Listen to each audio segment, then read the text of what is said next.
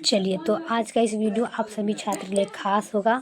और आज की इस वीडियो में हम बात कर लेते हैं बायोलॉजी मॉडल सेट 7 का। बायोलॉजी मॉडल सेट 7 का आज नया चैप्टर का बात करने वाले हैं, जो कि नए चैप्टर में आप लोग के सामने आया है 37 प्रश्न, जो आप सभी बच्चों को तो थोड़ा हार्ड लगेगा, पर ये प्रश्न आप सभी छात्र के लिए बहुत ही ज़्यादा महत्वपूर्ण है। तो इन प्रश्नों के माध्यम से हम बताने वाले हैं टोटल 37 प्रश्न, जो VVI प्रश्न है। और ये VVI प्रश्न आप लोग को 100% एग्जाम में पूछे जाएंगे। तो सभी छात्र एक बार जल्दी से जल्दी कमेंट में जय माता सरस्वती जरूर लिखिएगा। और सबसे ज़रूरी बात बताना चाहती हूँ कि मेरा चैनल जो है ना वो आरती शर्मा AS क्लासेस +2 से है। तो इस चैनल का नाम हम बता दिए। और सबसे पहले जो भी छात्र मेरे इस यूट्यूब चैनल पर आते हैं तो चैनल को लाइक ज़रूर कर दीजिएगा और चैनल को सब्सक्राइब करके बेल आइकन जरूर दबाइएगा, ताकि नए नोटिफिकेशन आप लोग के पास पहुँचे और इस वीडियो के माध्यम से नए नए वीडियो आप लोग के सामने जाए। तो चलिए मेरे प्यारे छात्र, ज़्यादा टाइम नहीं गवाएंगे और अपनी इस क्लास को हम स्टार्ट करते हैं। प्रश्न नंबर 1 में देखेंगे प्रश्न क्या कह रहा है कि लेमार्कवाद का संबंध क्या है। लेमार्कवाद का संबंध, तो चलिए हम जानते हैं कि लेमार्कवाद का संबंध क्या होता है। तो उपयोग एवं अनुपयोग, अपवर्जित उपवर्जित लक्षणों की वंशागति। तो हमें क्या करना है, दोनों में तो आंसर नहीं लगाना है, बस आंसर लगाना है तो A एवं B में। तो प्रश्न कहता है कि लेमार्कवाद का संबंध किससे है, तो A एवं B से। तो इसका आंसर क्या हो जाएगा लेमार्कवाद का, तो ऑप्शन नंबर C। चलिए नेक्स्ट की बात करें तो नेक्स्ट आपका आता है दूसरा में कह रहा है एकिडना क्या है। चलिए हम देखते हैं कि एकिडना क्या है। इस वीडियो में बता रहे हैं आप लोग को एकिडना। तो एकिडना हो जाएगा योजक कड़ी। क्या होगा, योजक कड़ी। याद रखेंगे, प्रश्न कह रहा है कि एकिडना क्या है। तो एकिडना जो है ना वो योजक कड़ी है। ऑप्शन नंबर B लगाएंगे हम, योजक कड़ी। चलिए अगला देखते हैं। तो अगला आपका आता है तीसरा में कह रहा है कि अर्जित गुणों के वंशागति का सिद्धांत दिया था। कह रहा है प्रश्न कि अर्जित गुणों के वंशागति का सिद्धांत दिया था। तो चलिए हम जानते हैं कि अर्जित गुणों के वंशागति का सिद्धांत दिया था। तो 3 का आपका हो जाएगा लामा। क्या होगा, लामा। प्रश्न कर रहा है कि अर्जित गुणों के वंशागति का सिद्धांत क्या होगा, लामा। तो इसका आंसर होगा ऑप्शन नंबर D, लामा। चलिए अगला देखेंगे हम 4 में कह रहा है कि स्पीच प्लेटरेम पुस्तक किसने लिखी। यह एक पुस्तक है। कह रहा है स्पीच प्लेटरेम पुस्तक किसने लिखी। तो चलिए हम देखते हैं कि स्पीच प्लेटरेम पुस्तक किसने लिखी है। तो 4 का आपको हो जाएगा केरोलस लीनियस। प्रश्न कर रहा है कि स्पीच प्लेटरेम पुस्तक किसने लिखी है, तो केरोलस और लीनियस। प्रश्न को हमेशा पढ़िए और उसके बाद उसका आंसर लगाना है कि केरोलस और लीनियस। तो इसका आंसर होगा ऑप्शन नंबर B। चलिए अगला का बात करते हैं। तो अगला आपका आता है 5 में प्रश्न कर रहा है कि पहला मानव जिसके जीवाश्म अफ्रीका के अलावा यूरोप और एशिया में भी मिलते हैं। देखिए मेरे प्यारे छात्र, आप लोग को पता होना चाहिए कि पहला मानव है जिसके जीवाश्म अफ्रीका के अलावा यूरोप और एशिया में भी मिलते हैं। तो चलिए हम देख लेते हैं। तो ये एक जो है ना हेमो इरेक्टस है। क्या है, हेमो इरेक्टस। तो प्रश्न कर रहा है आपका कि पहला मानव जिसके जीवाश्म अफ्रीका के अलावा यूरोप और एशिया में मिले उसे हम कहते हैं हेमो इरेक्टस। क्या कहते हैं, हेमो इरेक्टस। 5 का देख लेंगे तो haemo erectus, option number B। चलिए अगला का बात करते हैं। तो अगला आपका आता है 6 में प्रश्न कर रहा है कि कोई सर्वेटेस को प्रायोगिक रूप से किसके द्वारा उत्पन्न किया गया है। प्रश्न कर रहा है कि कोई सर्वेटेस को प्रायोगिक रूप से किसके द्वारा उत्पन्न किया है। तो ये हो जाएगा ओपेरिन व सिडनी फाक्स। तो इसका आंसर होगा ऑप्शन नंबर B। तो चलिए हम प्रश्न को दोबारा से पढ़ते हैं कि कोई सर्वेटेस को प्रायोगिक रूप से किसके द्वारा उत्पन्न किया। तो ओपेरिन व सिडनी फाक्स। तो इसका आंसर होगा ऑप्शन नंबर B में। चलिए अगला का बात करते हैं। तो अगला आपका आता है 7 नंबर में प्रश्न देखना है कि छोटी समष्टि से एलील का अक्षमिक विलोपन क्या है। कह रहा है कि छोटी समष्टि से एलील का अक्षमिक विलोपन क्या है। तो एलील का जो अक्षमिक होता है उसका विलोपन क्या होगा। तो इसका विलोपन वो हो जाएगा आनुवांशिक अपवाहन। छोटी एलील का अक्षमिक विलोपन होता है आनुवांशिक अपवाहन।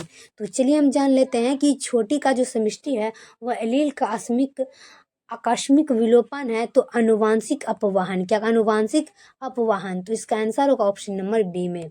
चलिए अगला का बात करते हैं तो अगला आपका आता है 8 में। तो 8 में प्रश्न का आता है कि कौन अमर है। चलिए हम जानते हैं कि कौन अमर है। तो 8 नंबर में हो जाएगा जनन कोशिका। जनन कोशिका है ना वो अमर है। ये जनन कोशिका जो है ना कभी मरता नहीं है।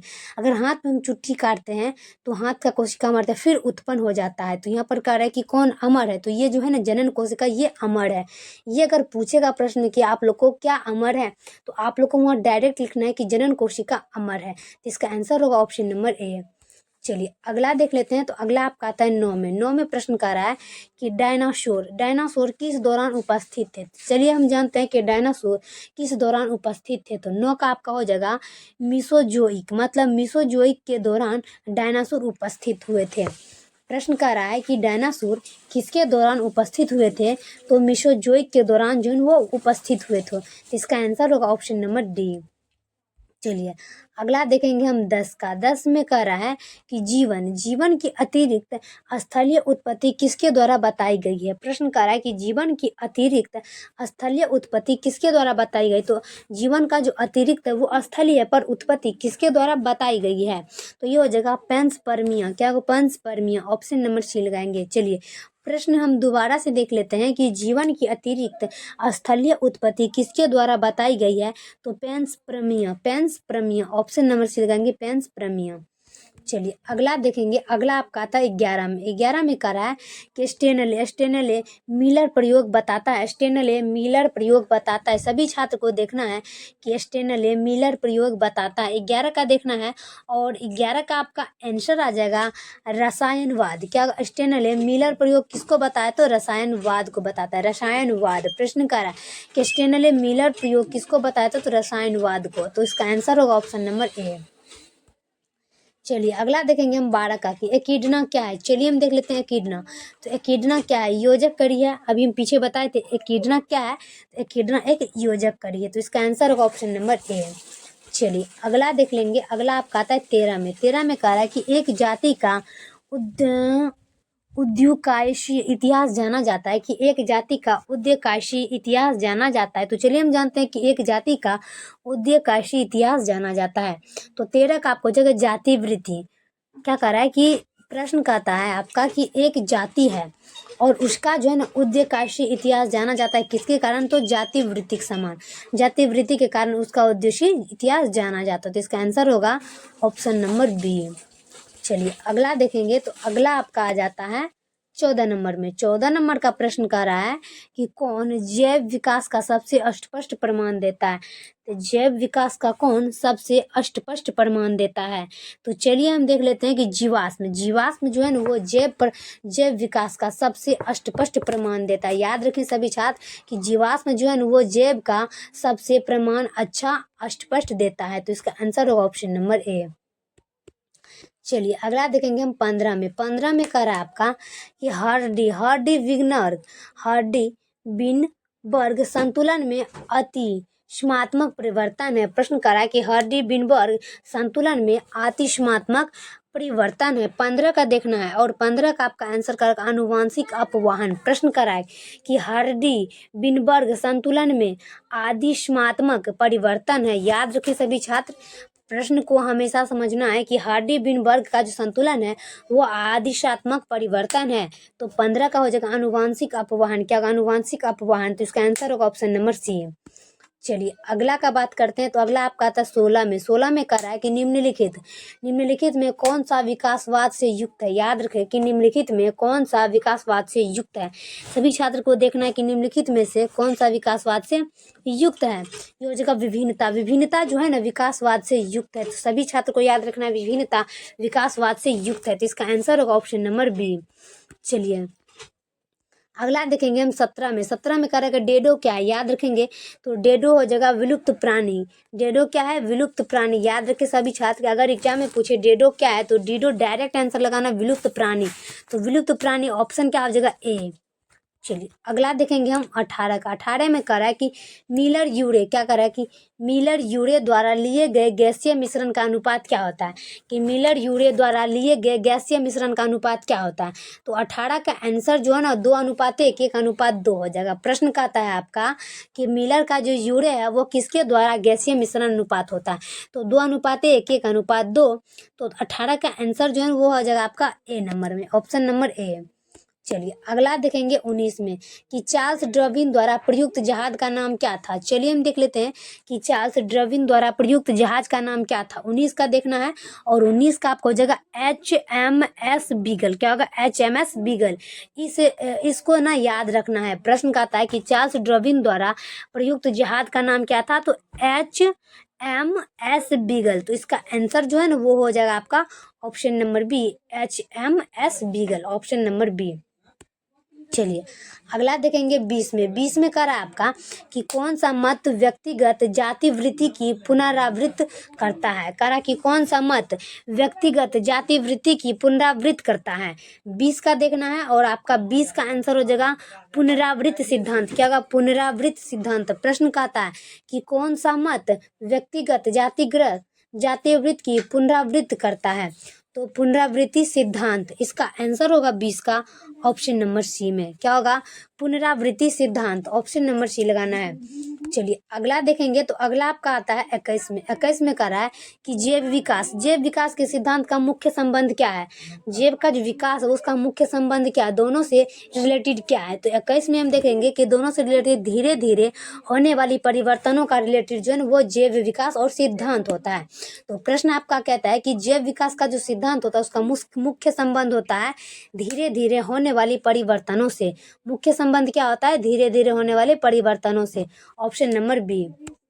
चलिए 22 में देखेंगे। 22 में कह रहा है कि जैव विकास की कौन सी परिभाषा उचित है। जैव विकास की कौन सी परिभाषा उचित है, तो सभी छात्र को पता होगा कि जैव विकास की कौन सी परिभाषा उचित है। तो ये हो जाएगा किसी जाति का उन्नतिशील इतिहास, किसी जाति का उन्नतिशील इतिहास, ऑप्शन नंबर ए लगाएंगे। प्रश्न आपका कहता है कि जैव विकास की कौन सी परिभाषा उचित है, तो किसी जाति का उन्नतिशील इतिहास, ऑप्शन नंबर ए।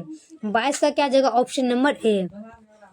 चलिए अगला देख लेंगे हम 23 का। 23 में कह रहा है कि ड्रॉबिन किसके कार्य से अत्यधिक प्रभावित हुए। ड्रॉबिन किसके कार्य से अत्यधिक प्रभावित हुए, याद रखना है कि ड्रॉबिन किसके कारण से अत्यधिक प्रभावित हुए, तो मोल्थस। क्या होगा, मोल्थस। प्रश्न कर रहा है कि ड्रॉबिन किसके कार्य से अत्यधिक प्रभावित हुए, तो मोल्थस, ऑप्शन नंबर ए लगाना है हमको, मोल्थस में। चलिए अगला देखेंगे। अगला आपका आता है 24 में। 24 में कह रहा है कि जीवों का अनुकूलन क्या होता है। याद रखेंगे कि जीवों का अनुकूलन क्या होता है। तो 24 का आपका देखना है तो वो जगह अपावर्जित लक्षण। क्या होगा, अपावर्जित लक्षण। प्रश्न कर रहा है कि जीवों के अनुकूलन क्या होता है, तो अपावर्जित लक्षण। इसका आंसर हो जाएगा 24 का ऑप्शन नंबर डी। चलिए 25 का देख लेना है और 25 में प्रश्न क्या कहता है इन्हें भी देखते हैं। तो 25 का प्रश्न कर रहा है कि आदि वातावरण में निम्नलिखित में किसका अभाव था। आदि वातावरण में निम्नलिखित में किसका अभाव था, 25 का देखना है और 25 का हो जाएगा ऑक्सीजन। याद रखना है कि आदि वातावरण में निम्नलिखित में किसका अभाव रहता है, तो वो होता है आपका ऑक्सीजन। तो इसका आंसर क्या होगा, ऑप्शन नंबर सी, ऑक्सीजन। चलिए नेक्स्ट देखते हैं। तो नेक्स्ट आपका आता है 26 में। 26 में कह रहा है कि ब्रह्मांडवाद के अनुसार पृथ्वी पर जीव अन्य ग्रहों से किस रूप में आता है। ब्रह्मांडवाद के अनुसार पृथ्वी पर जीव अन्य ग्रहों से किस रूप में आता है। चलिए हम देखते हैं कि प्रश्न कहता है कि ब्रह्मांड जो होता है वो किसके अनुसार पृथ्वी पर अन्य ग्रहों के रूप में आता है। 26 का हो जाएगा आपका विषाणु के द्वारा जो है ना ब्रह्मांडवाद में इसके अनुसार पृथ्वी पर अन्य ग्रहों के रूप में जीव आता है। तो इसका आंसर क्या हो जाएगा, विषाणु, ऑप्शन नंबर सी लगाना है, विषाणु। चलिए अगला देखना है 27 में। 27 में कह रहा है कि वैज्ञानिक SL मिलर ने कार्बनिक अणुओं के गठन के लिए अपने प्रयोग में जलवाष्प, मीथेन और अमोनिया के साथ निम्नलिखित गैस का उपयोग किया था। प्रश्न कहता है कि वैज्ञानिक SL मिलर ने कार्बनिक अणुओं के गठन के लिए अपने प्रयोग में जलवाष्प, मीथेन और अमोनिया के साथ निम्नलिखित में गैस का उपयोग किया था। तो निम्नलिखित गैस का उपयोग आपके सामने हो जाएगा मीथेन और अमोनिया, इसके साथ जो है ना निम्नलिखित गैस का उपयोग किया था, बहुत सारा गैस का उपयोग किया था। तो 27 में हो जाएगा हाइड्रोजन। ये दोनों मिलकर किस गैस का उपयोग किया था, तो हाइड्रोजन का, मीथेन और अमोनिया। तो इसका आंसर होगा ऑप्शन नंबर बी। चलिए अगला देखेंगे, अगला मतलब हो जाएगा आपका 28 में। 28 में कह रहा है स्वतः जनन का सिद्धांत, जिसमें जीवन की उत्पत्ति क्षयमान पदार्थों से माना जाता था, को जीवाणुओं के संदर्भ में किसने खरीज किया था। याद रखेंगे, प्रश्न का था आपका कि स्वतः जनन का सिद्धांत, जिसमें जीवन की उत्पत्ति क्षयमान पदार्थों से माना गया था, और जीवाणुओं के संदर्भ में किसने खारिज किया था। जीवाणुओं के संदर्भ में किसने खारिज में किया था।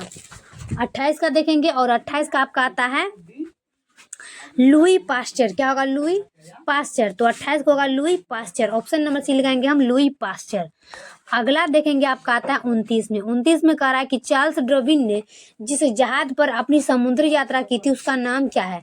चलिए हम देख लेते हैं मेरे प्यारे छात्र कि चार्ल्स डार्विन ने किस जहाज पर अपनी समुद्री यात्रा पूरा की थी और उसका नाम क्या है। तो 29 का हो जाएगा बीगल। बीगल जहाज का नाम है, याद रखना है। प्रश्न में कह रहा है कि चार्ल्स डार्विन ने जिस जहाज पर अपनी समुद्री यात्रा पूरा की थी, उसका नाम है बीगल। याद रखना है क्या होगा, बीगल। तो बीगल आंसर आ जाएगा आपका ऑप्शन नंबर ए में, तो बीगल।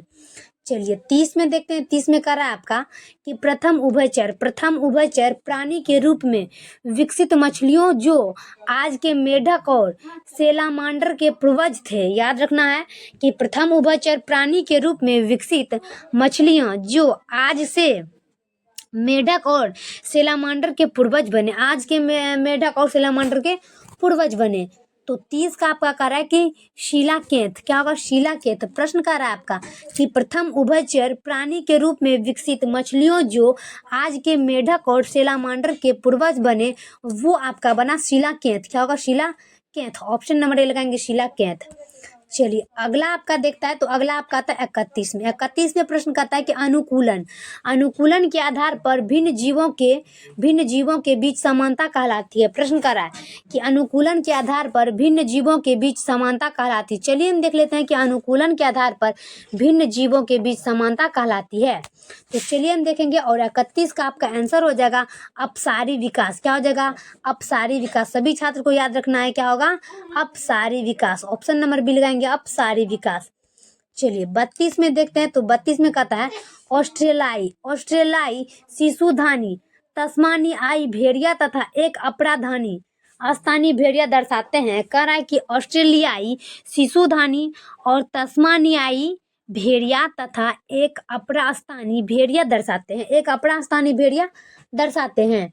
तो ये आपको अभिसारी विकास जो है ना, यही कहता है कि ऑस्ट्रेलियाई धानी, शिशुधानी, तस्मानियाई भेड़िया तथा एक अपरास्थान भेड़िया दर्शाते हैं अभिसारी विकास। ये अभिसारी विकास में इतना सारी चीज दर्शाते हैं।